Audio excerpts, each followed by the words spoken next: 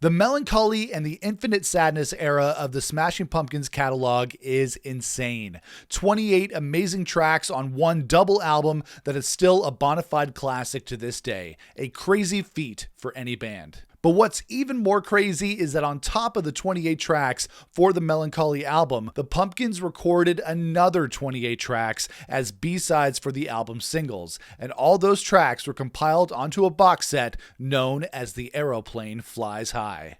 After I made my video ranking all 28 songs on the Mellon Collie album, I also got some requests in the comments that I should also rank all the songs from the Aeroplane Flies High, and to that request I said, hell yeah. It's pretty crazy that in addition to the 28 songs on the actual Mellon Collie record, the Pumpkins were in such a prolific part of their career that they recorded an additional 28 tracks as B-sides for the album, 56 tracks total, and that's not even counting all the bonus tracks that were released on the deluxe edition of Mellon Collie and the songs and riffs included in the Pasticcio medley. But let's get to it. We got 28 tracks to rank, so let's do this. This is the Aeroplane Flies High ranked. In at number 28, we have the Pasticcio medley. I think the Pasticcio medley is a really cool track and a great way for the Pumpkins to compile the sheer crazy number of riffs and ideas that they had during the Mellon Collie era into one single track, but it's not exactly a song, is it? It's 23 minutes of sick riffs cut together,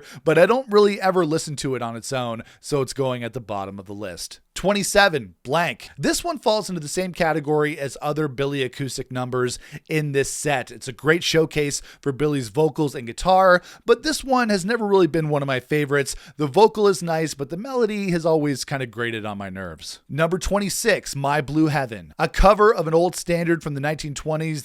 The piano and the strings on this track fit the Mellon Collie vibe perfectly. You know, most bands just do one style, but the Pumpkins went from bone-crushing riffs to little country ditties to covering songs from the 1920s. Not many bands these days can do that in one box set and get away with it. 25, Tonight Reprise. This is essentially an acoustic version of Tonight Tonight. Nothing will ever replace the epic album version, but I really like this simpler take on the song, and when I play the song on guitar myself, this is the version I always play. It's really nice, even with Billy's slightly wonky vocals. 24, Jupiter's Lament. I kind of lumped this one in with the softer songs towards the end of Mellon Collie and the Infinite Sadness. This would fit right in with tracks like By Starlight and Beautiful. Billy Corgan actually has some really nice vocal and guitar highlights on this set, and this one is just a straightforward acoustic strummer. 23, A Night Like This. The Cure had a big influence on the Smashing Pumpkins, so it makes sense that they would cover this one.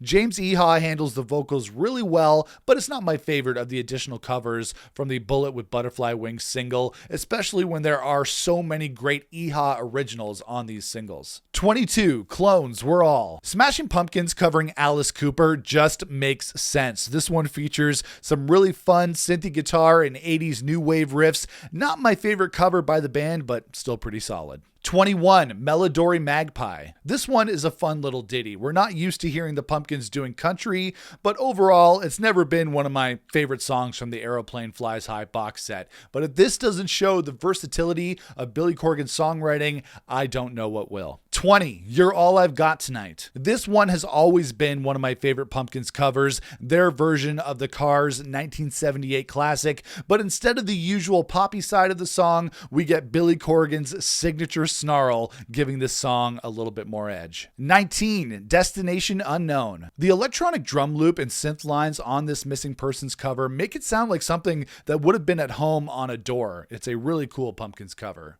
18, Rotten Apples. This is like the musical cousin of Disarm. It's got acoustic guitar with cello brooding in the background, just like that classic Pumpkins track. This is a fine song and even got a shout out as the title of the band's greatest hits compilation from 2001. 17, The Bells. The Aeroplane Flies High box set is a treasure trove of great James Iha tracks. I feel like he really gets to shine on these songs, and The Bells is another beautiful Beatles-esque tune from James. This one gives me major George Harrison vibes. 16, Dreaming. This one gets extra points just for the appearance of Darcy Retzky on co-lead vocals covering this track from Blondie's 1979 album Eat to the Beat. I've said it before, but whenever her and Billy duet on a song, it always sounds great, and it's a hallmark of the 90s pumpkin sound. 15, Ugly. This one's a little guitar chugger featuring mainly just Billy on vocals and guitar. It's a good little tune, but not one of my favorites, with so many great songs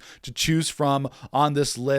This one definitely has me killing my darlings or smashing some pumpkins, whichever term you want to use. 14, Tribute to Johnny. One of the most distinctive riffs on the Aeroplane Flies High box set, and it's an instrumental to boot. The Johnny in question is a tribute to guitarist and master riffer Johnny Winter, and what a mighty riff it is on this track. 13, Medallia of the Gray Skies. Ah, yes, Medallia of the Gray Skies. I always envisioned her as some sort of sister of Porcelina of the Vast Oceans, and this one has a beautiful vocal from Billy. It shows the stark nature of these B-sides, whereas most of the songs on Mellon Collie feature epic production and huge sonic landscapes. Songs like this are just much more simple. 12, God. I feel like the Zero single in particular had some of the rockier, darker B-sides of this set, and God is very much a song that belongs on the flip side of Zero. It's got that same nihilistic sound as Billy gives us his best snarl and death stare. 11, Transformer. One of the looser, rockier songs of the box set. It reminds me of sleazy 70s rock, a genre the Pumpkins don't do very often,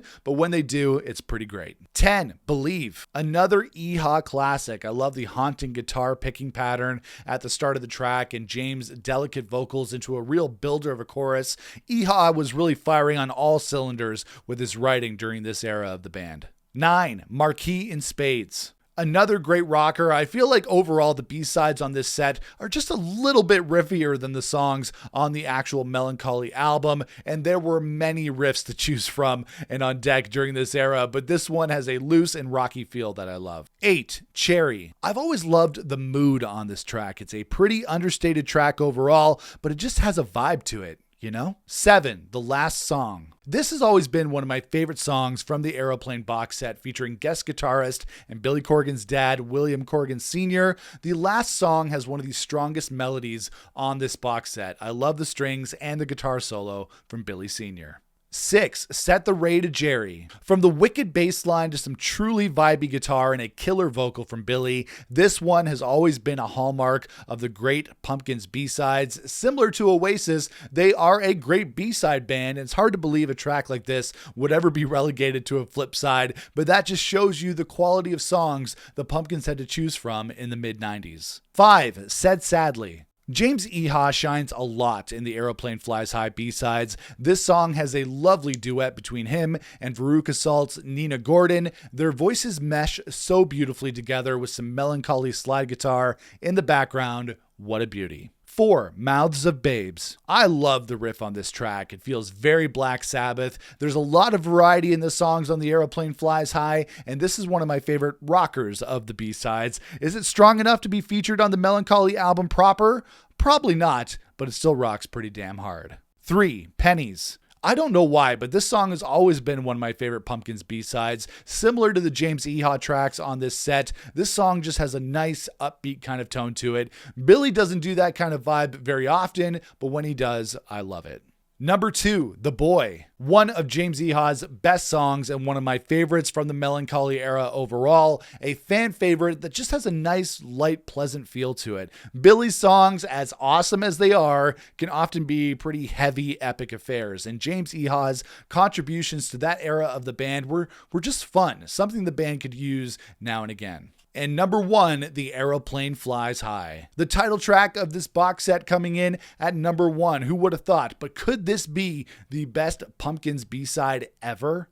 This track rocks hard and can go toe-to-toe with any of the best rockers on Mellon Collie. Similar to the best Oasis B-sides, you wonder why these songs were put out as B-sides instead of being on an album of their own. This could have been a big track for the band on an album to follow up Mellon Collie and Infinite Sadness, but instead it got relegated to a flip side. I love the spoken word section from Billy on this song as well. What a riff. What a track. And that is all 28 tracks of the Aeroplane Flies High ranked. Now it's your turn. Hop into the comments below. Let me know how you would rank all the tracks on the box set. Make sure to like this video. Make sure to hit the subscribe button. And I'll see you guys again for another video here on the channel. Until then, rock on, everybody.